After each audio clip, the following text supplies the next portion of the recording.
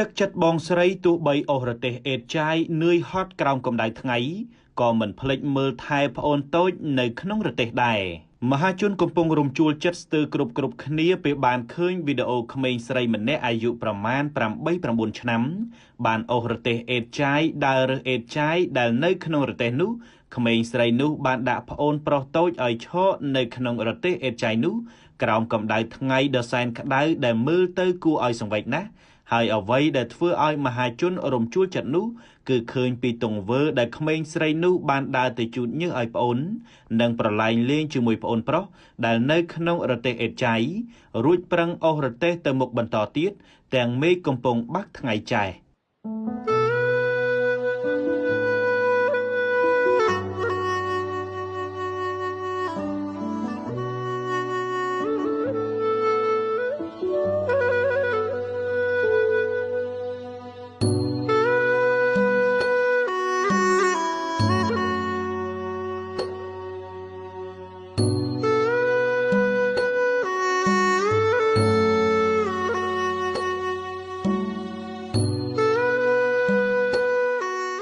យ៉ាងណាស្របពេលដែលមហាជនបានឃើញវីដេអូក្មេងស្រីដាក់ប្អូនតូចនៅក្នុងរទេសអេតចាយហើយអូសរទេសដើររើសអេតចាយនេះនៅតាមបណ្ដាញសង្គម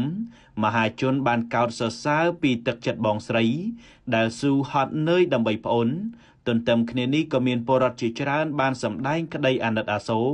និងចង់ជួយឧបត្ថម្ភជាថវិកាដើម្បីជួយទ្រទ្រង់ជីវភាពរបស់ក្មេងស្រីរូបនេះផងដែរតែមិនដឹងថាអាសយដ្ឋានក្មេងស្រីរូបនេះរស់នៅទីណាទេជាមួយគ្នានេះក៏មានពលរដ្ឋខ្លះបានលើកឡើងថាអ្នកលំបាកពិតប្រាកដមិនសូវឃើញអ្នកជួយទេបើរឿងល្បីល្បាញតាមបណ្ដាញសង្គមវិញជួយតគ្នាណាស់ដណ្ដើមគ្នាយកមុខរីឯពលរដ្ឋម្នាក់ទៀតក៏បានលើកឡើងដែរថាក្មេងដែលមិនលើកដៃសុំយើងហើយខំរើសអេតចាយលក់នេះលក់នោះគួរជួយគាត់ទោះតិចតួចក្តី